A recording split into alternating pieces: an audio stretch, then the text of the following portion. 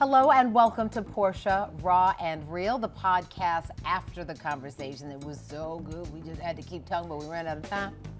But here we can kind of do a little bit of a deeper dive, and one of those episodes was the power of intimacy. Such a good conversation, but because it's proper daytime television, we had to, daytime television up. But in Portia, Raw and Real, we can go a little deeper here. So joining me today, three really dynamic, very interesting people.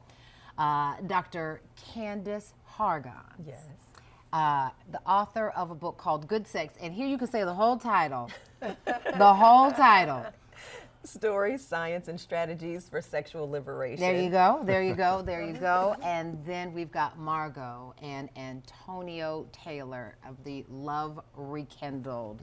Yes, This community collective of making sure folks fall in love and stay in love, right? That's right. Because the Absolutely. fall in love, what they say, that's the easy part. Right, That's the right, stay right. in love part. And so between the three of you, we learned a lot about the different types of intimacy, something that you talk about in your book, but how those different types, kind of can mesh sometimes and sometimes they don't. Right. So I just want to start just with a conversation about why you wrote this book, and then I'm going to come to you about why you started doing couples retreats.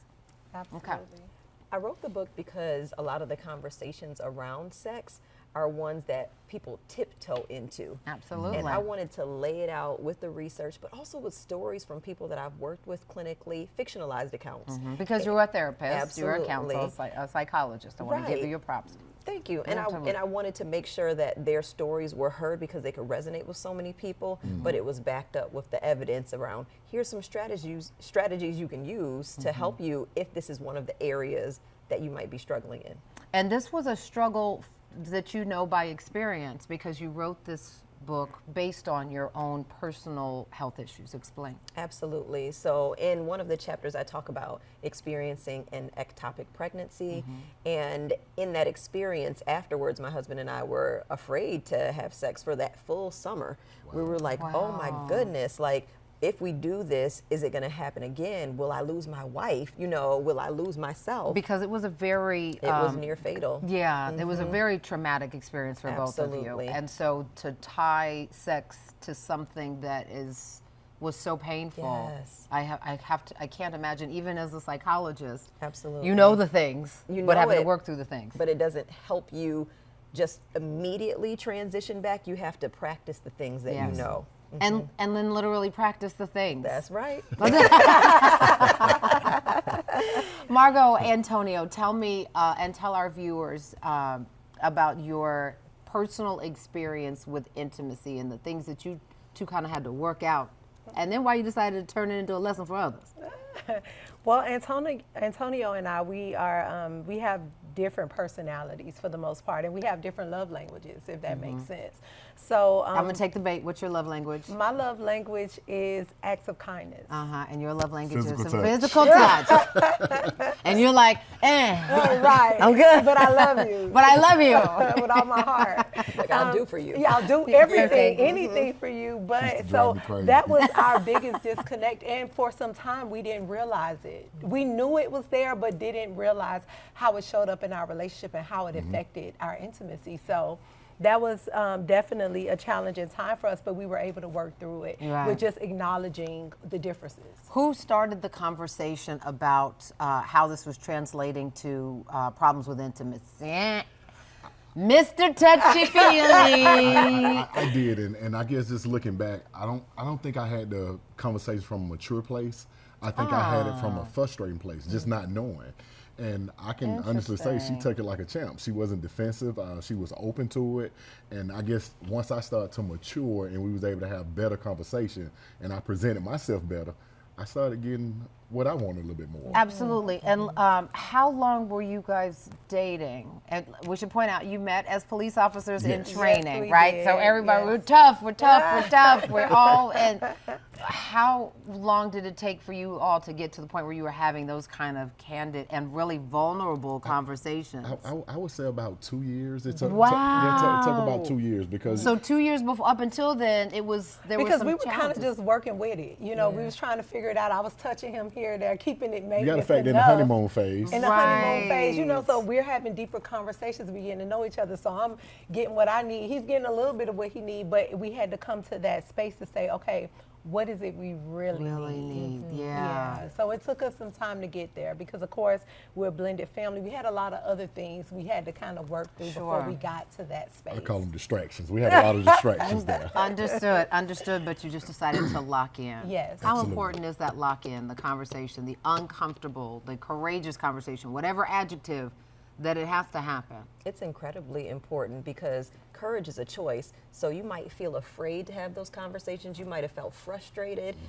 And yet you chose courage. And if it comes out awkward, even if it comes out a little bit like more assertive than you wanted to, you were able to take that in stride and say, hey, we're going to meet in the middle on this conversation and work it out until we find some common ground. Yeah. Yeah, Right. yeah. So I want to kind of dig in here, but before we go into some of these chapters, you learned some really valuable lessons, but why then turn it into a whole retreat where now you're talking about all your business with other folks who are struggling to talk about their business? Well, the thing is that we felt like if we can get through it, anyone can get through it, right? Yeah. And for us, we're big advocates for families and Yeah. love, right? So why not take what we've learned and the tools that we've learned in therapy and coaching and different things like that and put it together and package it to let people know, listen, you can get through any and everything and still save your relationship and your family. And just like with anything, Portia, when you walking in your calling,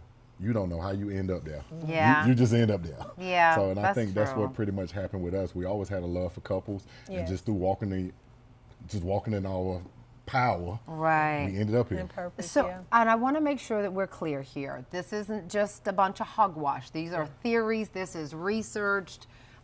This comes from some studies of what not just love looks like, but intimacy, respect, appreciation, all the things, which goes to the science part of your stories.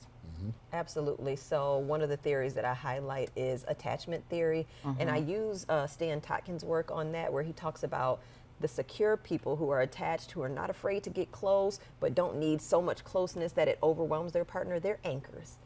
Whereas the people who might feel a little bit more afraid of attachment, they might kind of push back when someone's trying to get close with them, they're islands.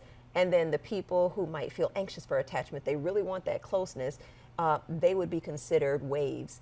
And so I kind of walk through what each attachment style looks like in relationship and how it shows up in your sexual life. Yeah. I love that analogy. Yeah. Yeah, they really are. That Yeah. really, because I was like, I'm waving. I can aren't see I? it. I can see it. I'm totally a waver. yes, Totally a yes. waver. And it can That's change right. depending on the relationship dynamic, right? Because you Absolutely, I might can see be that. a wave, and then you get with a wavier wave, and you're like, I'm gonna be an I wasn't that island. wave. I mean, right. I'll be over here. You go do a whole lot of waving.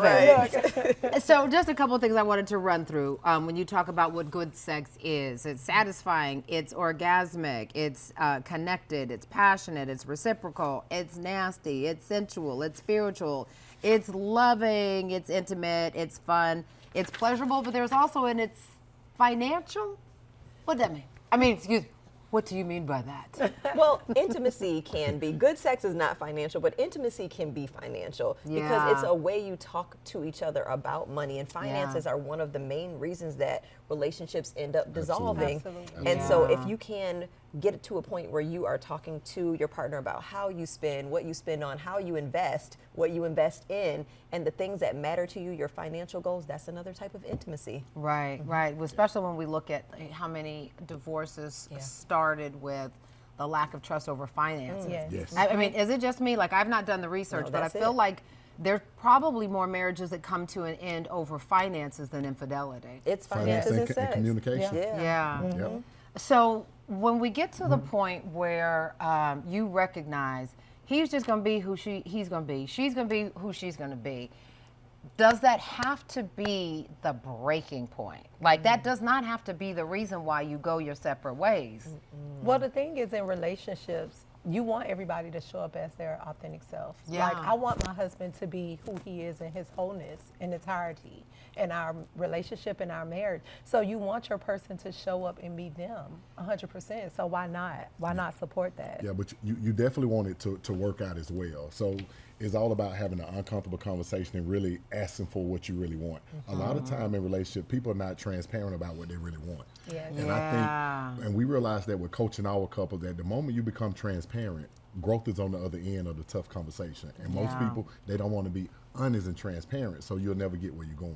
Why is that still so hard? Like we sit in front of each other and said to, death do us part, or maybe you're not married, but we know that we're in. People are afraid to be vulnerable. That's right. That's the biggest thing. Even when years you think into about the marriage? Even when you think about Or intimacy the and all of commitment? that, it takes real vulnerability to show up in your relationship and be your authentic self. And people are afraid because you have to understand, to be vulnerable in any relationship, whether it's a friendship or a relationship, you have to put yourself out there, which means that you're open to be hurt. You're open for someone breaking your heart. You're open. And as humans, we don't want to take that risk. Right. You got to get rid of that baggage and what he did last time, what she did, all those things, and just have to let it go. Yeah, you got to let it go. All right, let's go a little deeper here.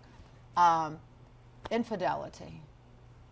How hard is it? And what do you say as a therapist in your couples retreats when folks are talking about, I just can't unsee the image of him or her with someone else?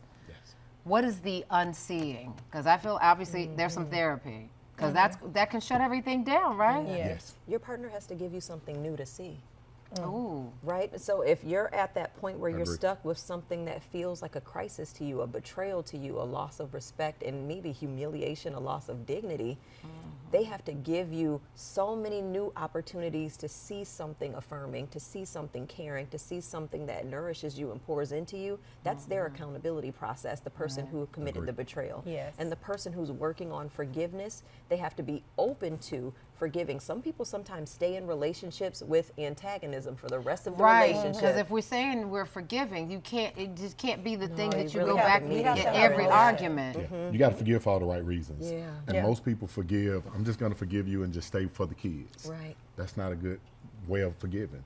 I want to forgive you because I want to move forward. And With most people- you. With you. With you. In spite of everything Not happens. because I'm So- afraid to be out here by Right, myself, right. not because, I heard there's a mess out there, Yes. Right. but because I still see the value in your heart. Because the truth is, that's what it's going to take to get through it. Yeah. You know, if you don't do it with that heart and full intent, it's going to be tough. You're not going to make it through it. Yeah. I You're think not the gonna initial make it through it. conversation has to happen as well. The initial hard conversation about what really happened and why has to happen. Right. And most people don't want to have that conversation. Right. But if we don't know how we got here, how can we assure we won't be Right. back? Even if it was just a one night stand, if you would, versus a true emotional gotta have a connect. real How did you conversation. get to a point where he or she seemed like Because the there better option? had to be a breakdown somewhere. Yeah, There was a yeah, breakdown. and on both ends, right? Absolutely. Everybody's got to be honest about that.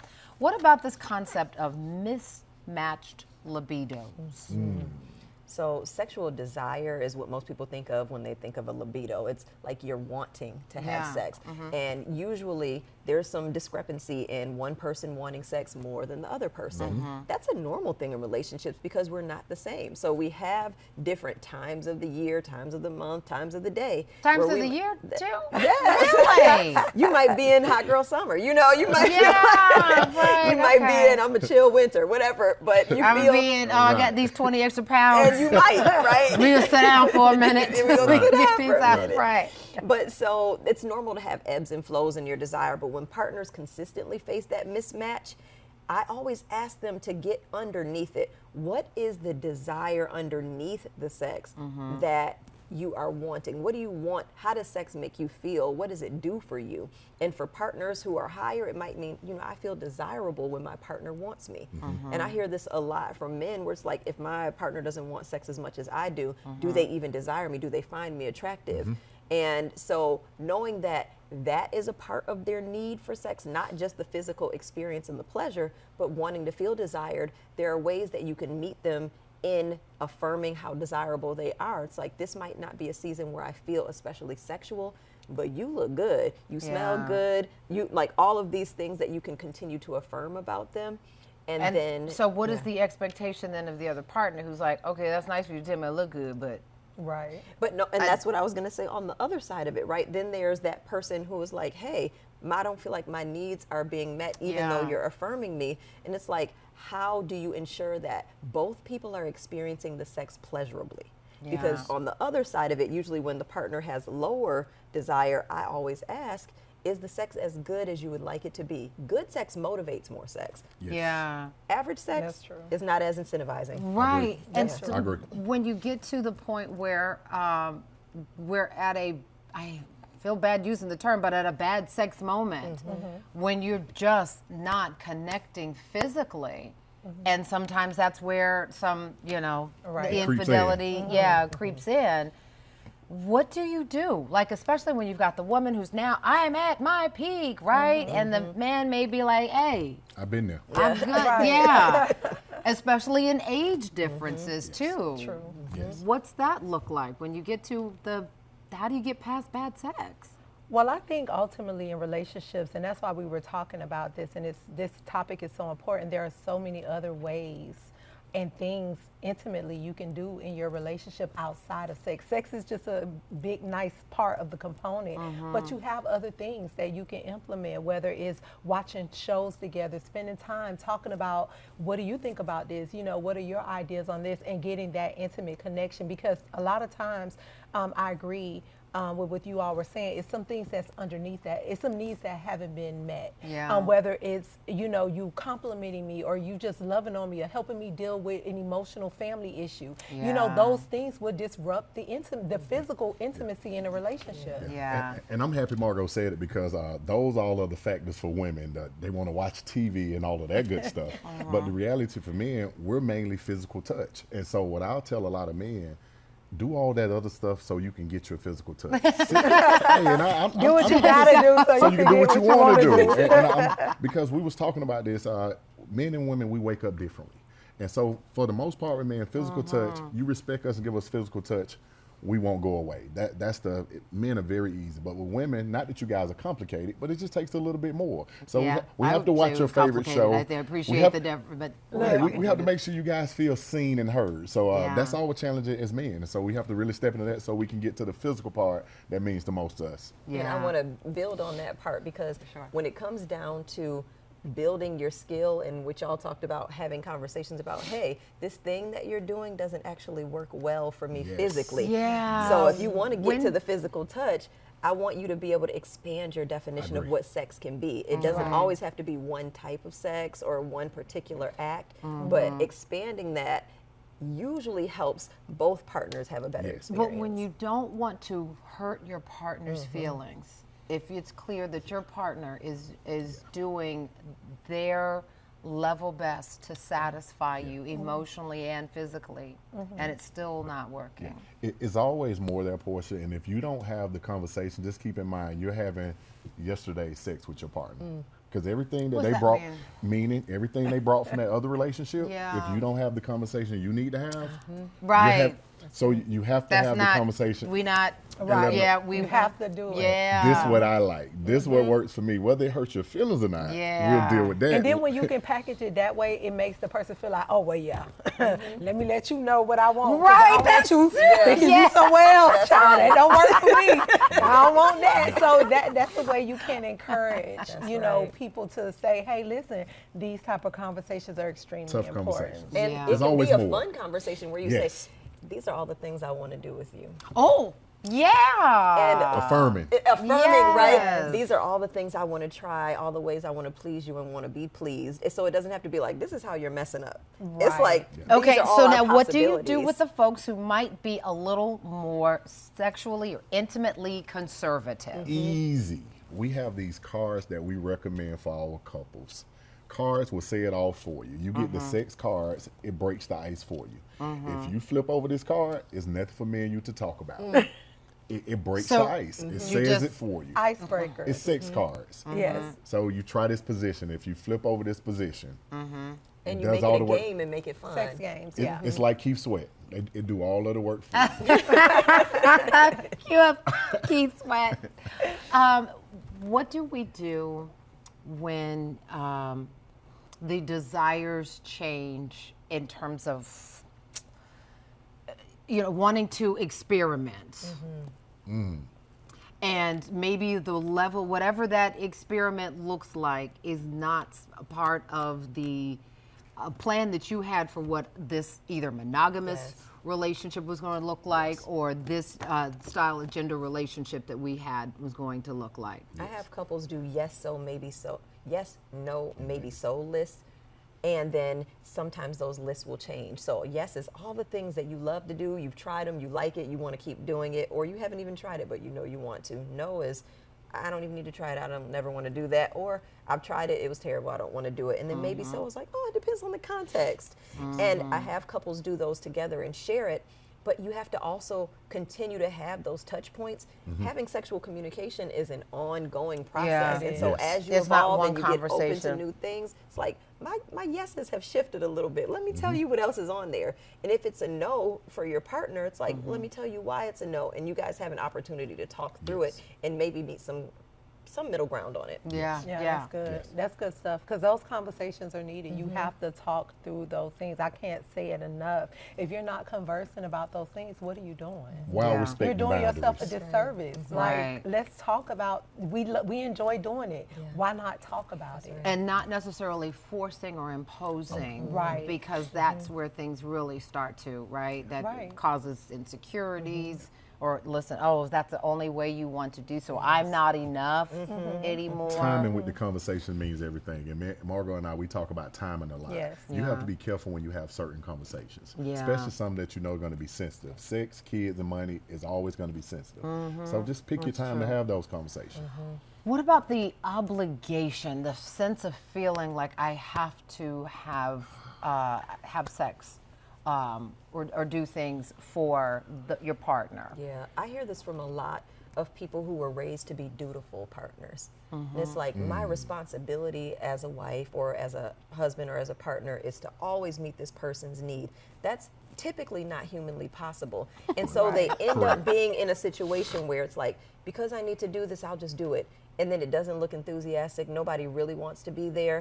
If you can't say no, you really can never fully say yes. Yes. So you have to be able Say to that say one more time. If you cannot can't feel- say no, Yeah. you never can fully say yes. Okay. So you have to be able to say no, this isn't the right time, or no, not today, or not in this way, so that when it's your yes, you really mean it. Without it being a penalty. That's right. Right? Right. And without it being punitive. That's right. Absolutely. That goes both ways, Correct. right? You Correct. have to be able to say no. I agree, because a lot of times, people are in relationships where they feel like it's a chore, it's a duty, it's a job, and we have to get away from that. Intimacy, physical intimacy in a relationship should be enjoyable. It should be something you look forward to. It should be something that we both want, Yeah. and want it at the same time when we're wanting each other. Yes. So, I mean, intimacy is very important. Yeah. Very It's the key. important. For the health issues that come up for women and men, and it was something that you had to deal with personally, that feels like that's another layer of conversation, right, with medical professionals and things of that nature. But how important, it seems like words matter more in that space than anything. Making sure your partner feels valued, even if your partner is not in a position to please. Right. I would say be involved. If you have a medical situation come up, go to the doctor's appointment. Get involved. Be their sounding board. Be there for them, because relationship is always better when we're going through it together. Nothing feels good when we go through it separately. So whatever you guys going through medically, financially, do it together. And if we do it together, we always end up where we're supposed to be together. Yeah. Yes. Yeah. I think that's a great point.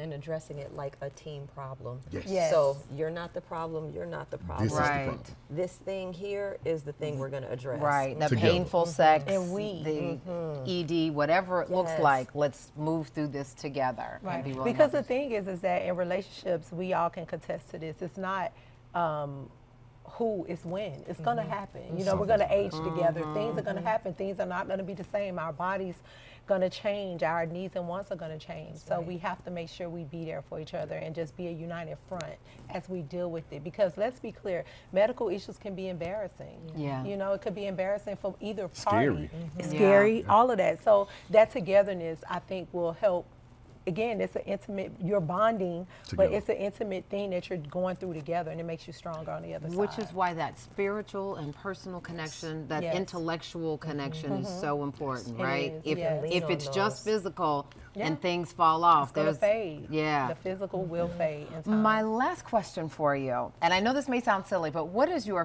favorite part about talking about good sex with other couples, your clients, the people who are reading your book? What is the part that's so fulfilling for you? I guess for me, I think everybody can relate to good sex. I don't care from what walk you come from, what Yeah. nationality. Everybody can relate to good sex like good food Yeah. and good music. Good Yeah. sex, good food, and good music, it always goes together. Universal for sure. Yeah, Margo? I think that just being able to have these type of conversations, Yeah. and let people know it's okay to talk about it. Yeah. It's not shameful. It's not how when we grew up you can't say this. You This can't, is a bad right? word. The motherboard's gonna be looking at you because you what you don't even have a husband. Yeah. Absolutely. So I definitely encourage couples and people. Let's talk about it. Let's make this a conversation, but do it in a safe space. Yeah. Do it in a In a safe healthy, space for you productive- and your partner. But let's be open and have those conversations. Yeah. So let's talk about it. Yeah. And I can just build on both of your points because the main metaphor I use in the book is that good sex is your menu, right? So I build it out I agree like, with that. Yeah. I that agree. food pieces, it resonates for people, Yes. right? And for you, what you just said is one of my main things that most people, when they talk to me or when they read the book, like, I am so happy I talked about this because I've been holding this in for so long, or I haven't said this to anybody else. I get that a lot. And now I'm here talking about all of these things and telling you all my business. And I'm Yeah. like, I love How does it receiving- feel? Doesn't I it feel love better? receiving Yeah. that because it's a sign that they are taking a step toward their liberation. Yep. Yeah. Get to the other That's end. the point. And that's is. speaks Freedom. to the title of the book. But when it's time to get help, it's time to be honest, right. right? It is. Absolutely. Sometimes it's you gotta. The person you love is not going to be the person you can Navigate. learn. Yeah, you got to With the learn how to tools. navigate and be honest, Absolutely. and not see the need for a therapist as weakness. That's Right. It's It's your actually a superhero strength. power. Yeah. Yep. Nice. When you can get a nice. third person to chime in, it makes a big difference. Yeah. Yeah. Tell folks where they can find your book All right. and can find you on social media. on Amazon, Barnes & Noble, everywhere books are sold. Karis Bookstores is local, so anywhere that you want to buy a book. Congratulations. Thank you. Just published. That's exciting. And tell folks where they can find the community. Yes, of you can Rekindled find Love. the Love Rekindle community at theloverekindle.com and the Love Rekindle on all platforms, Facebook, Instagram, and YouTube. And you all do these retreats pretty frequently, right? Yes. You have like folks who come back for, like, is it like a mate? Is it a tune-up? Yes, well, Yes. it's Is it- definitely a tune-up because we all need it, right? So the retreats that the Love Rekindle do is tune-up for your relationship. So we come together, we bring our therapists, we bring in all of our resources from our community, and we come and we do the work and We have do an it annually, amazing time. every October. So Yes. the next one is October 2025. Yes. Yep. And then in the meantime, what are you encouraging folks to do in that tune-up year? Yeah, so what we do is we have different events that we host, and we also have topics that we discuss on our platform that couples deal with in relationships. And one exciting part is we now have opened the community up to intentional daters, okay? So we have listened, to all the single Thank people. you. We Because- need help too. Yes, because the thing is that it's about community, and we're all in this community together. Yeah. So why not? Why not come together and let's just put all our resources together and let's just grow and build an amazing community. We did an amazing speed dating event. It went amazing. So Really? we're looking to do it again. I It did went- that one time. It was No, no, so no. You embarrassing. have The to do guy it. was like, "If you're here, it must be rough." I was like, No, "Goodbye." no, no, you- Bye. Yeah, I was like, "I'll never go back to speed dating again." have 'cause to it do was a like, Love Rekindle speed don't dating. shame me, Right. because I'm out here too. You out here? Yeah, I mean, Exactly. you out here? You have to do a Love Rekindle speed. That was dating. years That's ago. what you have to do. Years Yes, it ago, I'm was so sure. nice. Yeah, so we're super excited about all the things that the Love Rekindle has going on. And I do not know a college professor / therapist / mother / wife who doesn't have another book in store. You working on the next one? I am. I know it. I know it. Because you got so much in here. Really good read, really good operations that you've got for keeping and making love last. Thank I thank you. all three of you Yes, you. thank for you. being so intentional about making sure that love lasts. Thank you Yes. so That's much. so important, especially in our village. Yes. What children see matters. Yes. It Yes. matters. So I thank important. you so much for watching Portia, Raw, and Real. Be sure to share this podcast with somebody you know, and we'll see you next time on Portia.